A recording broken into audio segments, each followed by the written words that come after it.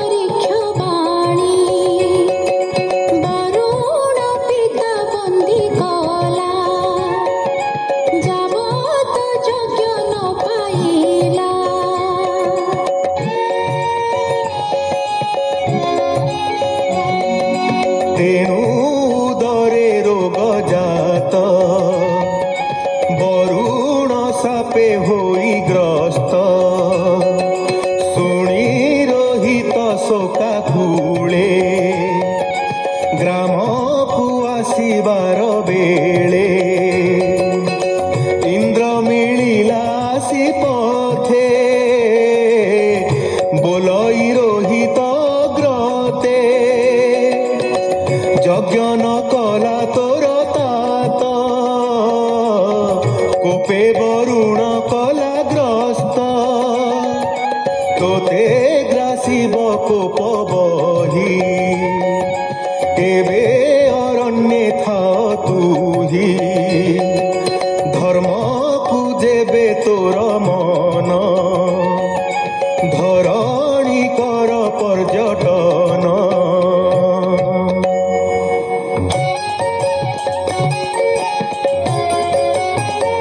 अनेक पुण्य तीर्थ कर धर्मे विश्वास जेबे तोर हेमन्ते इंद्र वचने रोहित तीर्थ करे बने पुणी ग्राम को इच्छा करे आसन्ते इंद्र ताने बारे एक द्वितीय त्रिचतुर्थे पंचम वर्षे ताकु पथे वृद्ध ब्राह्मण रूप धरी ग्राम गमने विघ्न करी षड बरस बने थिला अनेक तीर्थ से भ्रमिला सप्त बरसे निज ग्रामे मिलिला जाई तीर्थाश्रमे शुणिला अजी गत मुनि बिकिबा अर्थे पुत्र तिनि ताहांक पासे से मिलिला मध्यम पुत्र को किणिला से पुत्र सुन से नाम सकल गुणे गुणधाम पितार अग्रे नहीं देला ता देखी वरुण छाड़िला से हरिश्चंद्र आसीपुरे यज्ञ आरंभिले संभारे पुरुष समेत यज्ञपति विष्णु को पूजी वेद पथे आचार्य विश्वामित्र करी जमदग्नि को ब्रह्मा बरी वशिष्ठ साम गाने बरी समेत होता तांकु करी वरुण अर्थे यज्ञ कला सकल देव पुतशिला संतोष होई सुरनाथ दिले सुवर्ण मय रथ सुन से फर कथा जेते पछे कहिबा तोग्रते हेमंते महायज्ञते दक्षिणा देला विधि मते विश्वामित्र को भूमि देला सुवर्ण रथे विजे कला राजार सत्य व्रत चाही संतोष विश्वामित्र होई तार भक्ति भाव घेनी संतोषे विश्वामित्र मुनि परम ज्ञान ताकु देले आकाशे था तु बोइले आकाशे था देव प्राय अन्ते पशिबु विष्णु देहे भाषा